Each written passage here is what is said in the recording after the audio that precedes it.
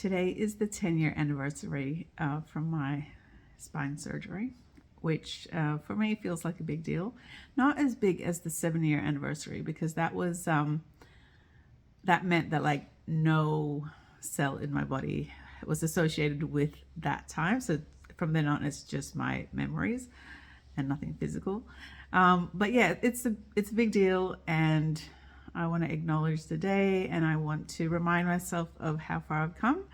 And I thought it also gives those of you who've been following along with my story for my first book, this gives you a little sneak peek into my second book. 'Cause this is actually chapter 6 in the second book, which is called Happily Never After. All right, here we go.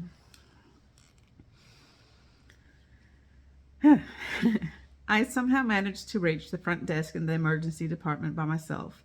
But then, as I waited for the receptionist to speak to me, I felt it was harder to keep myself standing up. I had to lean over the counter to keep myself from falling. It seemed strange that no one came out to talk to me, since I could see at least 3 hospital workers in the back room. Eventually, my legs just collapsed under me, and I slid down on the hospital floor crying out with pain. I can't recall how long I lay there for, but I remember a nurse walking past saying, "Don't worry, love, we've seen it all before." Her voice had a mocking tone to it, and I just continued lying on the floor sobbing with pain. Eventually, a man arrived with a wheelchair and asked me to climb into it. I couldn't move. I eventually managed to convince him that he needed to ask someone else to help him pull me into the chair, since I couldn't move my legs. For the first time since I arrived in hospital, I could sense some concern, and I could tell that he was trying to be gentle with me. I was wheeled into the emergency ward and rolled into a bed and promised to be given pain relief. I had no idea what was happening with my body, and I had never experienced this type of pain before.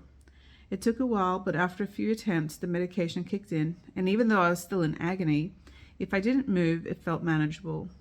I now just had to wait for a doctor to talk to me.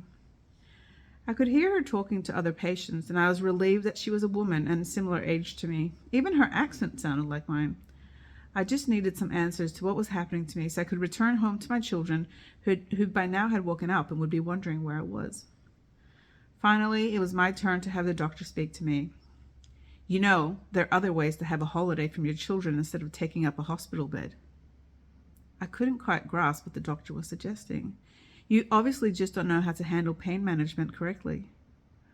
I tried to explain that this was nothing like what I had ever experienced before, and that I was not trying to get away from my children.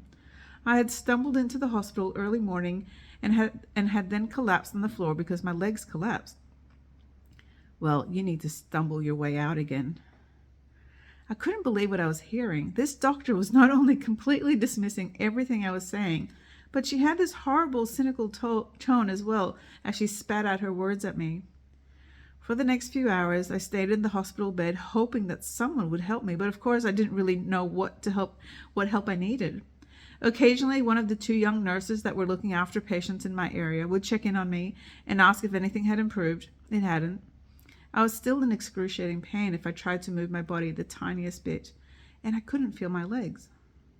Eventually, the doctor returned, and she seemed angry that I was still there and taking up a hospital bed. "What do you want me to do for you? Why are you even here?" I tried to explain that I had no idea what was happening to me and that I wasn't sure what I needed, but I would love to return to my children as soon as possible. "Do you want an ultrasound? Is that what you want?" Again, I explained I didn't know what I wanted, since I didn't know what was wrong with my body. She then insisted that before they did anything else, I would need a pregnancy test. I told her that there was no need, since I wasn't sexually active. "And you think I'm going to believe that?" This doctor was just so cruel, and I could feel the tears burning down my cheeks, not being believed. She told the nurses they needed to get a urine sample for me, and I explained yet again that I wouldn't be able to go to the toilet since my legs weren't working. "If you want us to help, you need to cooperate. We can't do anything else for you until you give us a urine sample." I could tell that the young nurses were feeling uncomfortable and possibly even felt sorry for me as they brought me a bedpan to try. Even with the strong painkillers, it hurt so much having them adjust the bedpan under me. I lay there for more than half an hour without being able to use it. My bladder was bursting, but no urine would come out. I felt like a naughty schoolgirl, scared to make the principal angry if she found out that I was still being difficult. Eventually, the bedpan was removed, and an older nurse who was in charge of a different area of the ward came up to me and whispered close to my face, "Can you really not move your legs? I've been hearing you say the same thing for hours. Can you really not move them at all?" Her voice was kind, and I could tell that she was a bit worried that she wasn't meant to be talking to me. I couldn't help but cry as I confirmed that I wasn't able to move my legs. "And you can't use the bedpan?" I hadn't made the connection until then, but no, I couldn't, and I would love for her to organize a catheter. Something in her eyes told me that she realized the seriousness of the situation. It wasn't long until one of the young nurses told me that I would be taken up to have an MRI.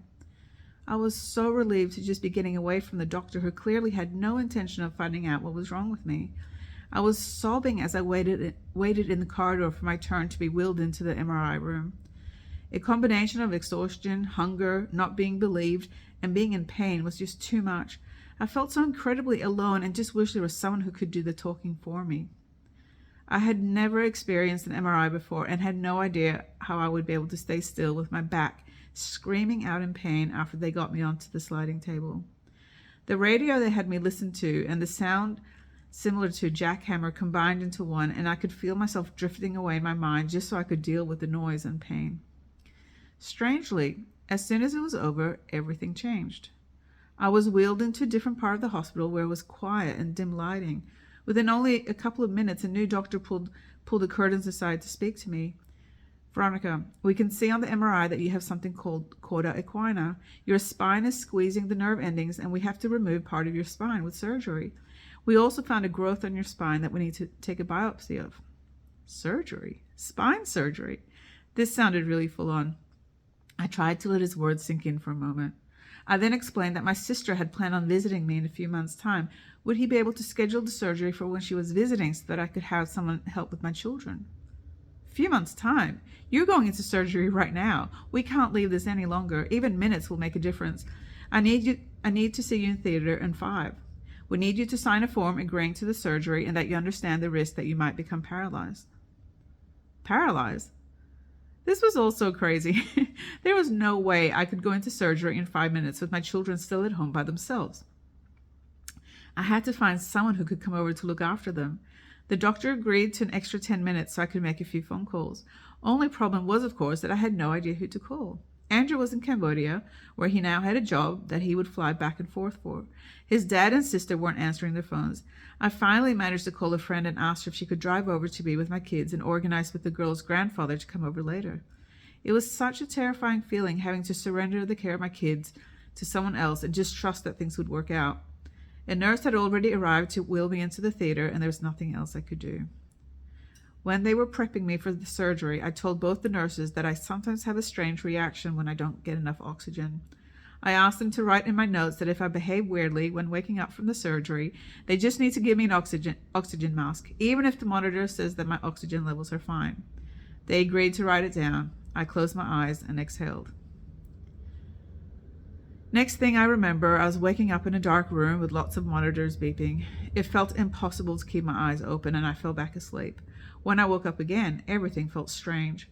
The words that were forming in my head wouldn't come out of my mouth. Uh-oh, here it was again.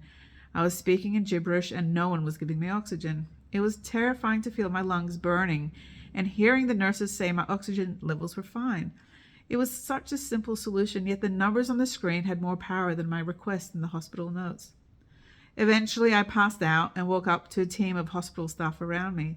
Someone was rubbing their thumb, or maybe it was a pen, into my chest. The pain was excruciating.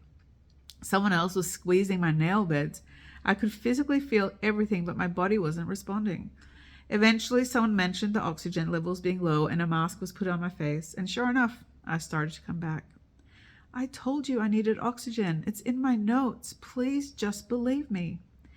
They insisted that my oxygen levels had been fine and they had only given me oxygen once the numbers got too low.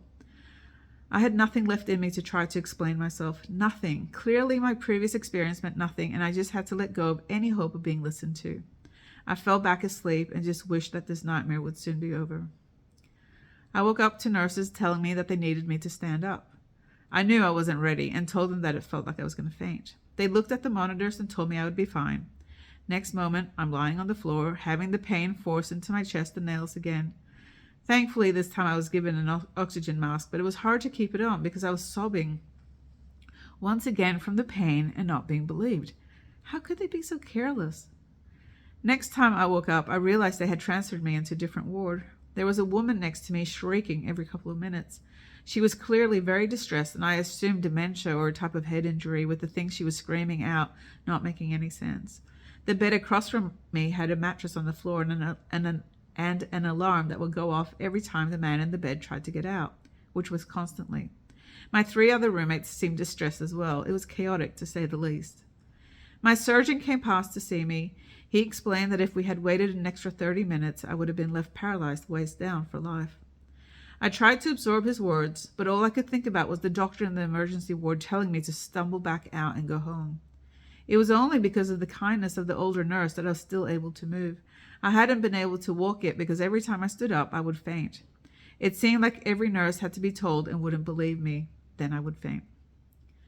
After a couple of days in the hospital, I had taken a few steps, and the nurse told me that I needed to swap beds to the other side of the room, and she wanted me to walk there. I explained that I was still very unstable on my feet, so I would need her to stay with me.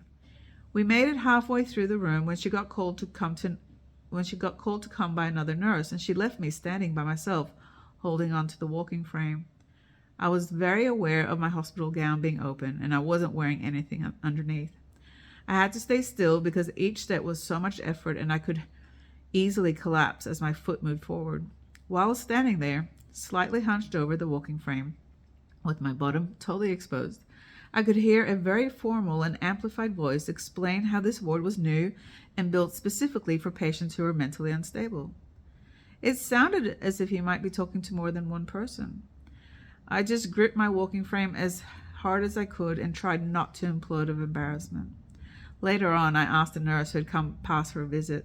Turned out that an international delegation of about 30 specialists had been given a tour of the hospital, as well as my ass.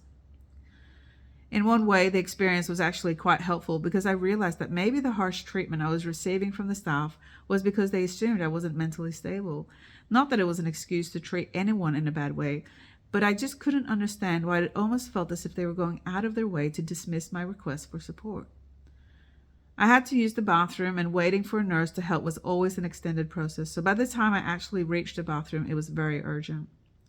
I explained once again to the nurse that I would need her help once I was on the toilet because the previous visit I had fainted, and if it wasn't for a nurse catching me, I would have really hurt myself.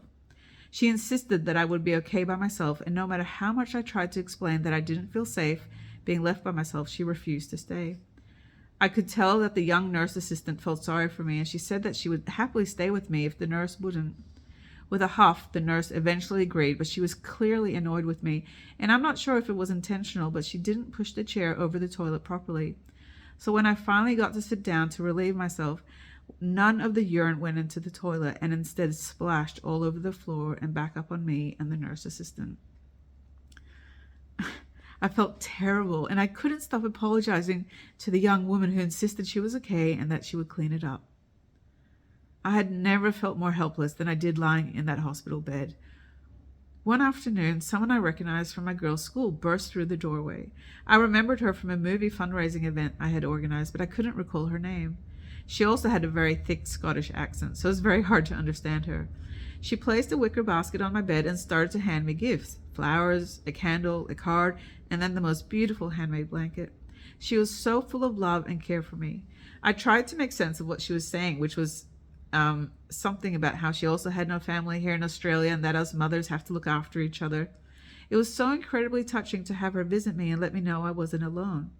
I had heard very little from my own family. Normally, when one of us have a medical emergency, the family members rally around and help out. Unfortunately for me, I had managed to piss off my family a couple of months earlier with an article I wrote after a photo of me holding a sign that said "Ashamed to be Israeli" went viral. I wrote the article to explain why, after seeing photos of children blown up in Gaza, I felt ashamed. It was a heartfelt article and not something that my family needed to freak out about. But they did, and they were angry with me. So, besides support from my youngest sister, there was not really much concern coming from my siblings or my mother, and that stung. To now have Linda come into my hostile hospital room and shower me with kindness felt like a balm. So did the meals that a few mothers from my girls' school brought in. So far, my request for no dairy and gluten meals had fallen on deaf ears in the hospital, so there was very little I could eat, and it felt as if my body only wanted chicken soup and stewed apples.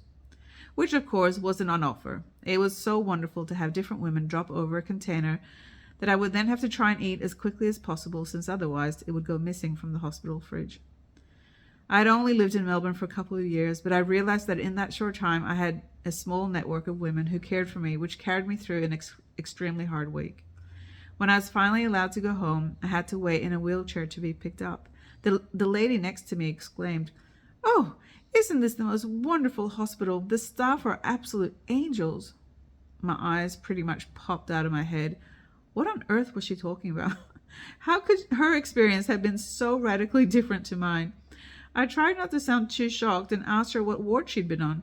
Turned out that she had spent a couple of weeks in the cardio ward because of a heart attack. My only explanation was that maybe the nurses and doctors that work with the heart are a lot kinder and gentler than those that work with the brain.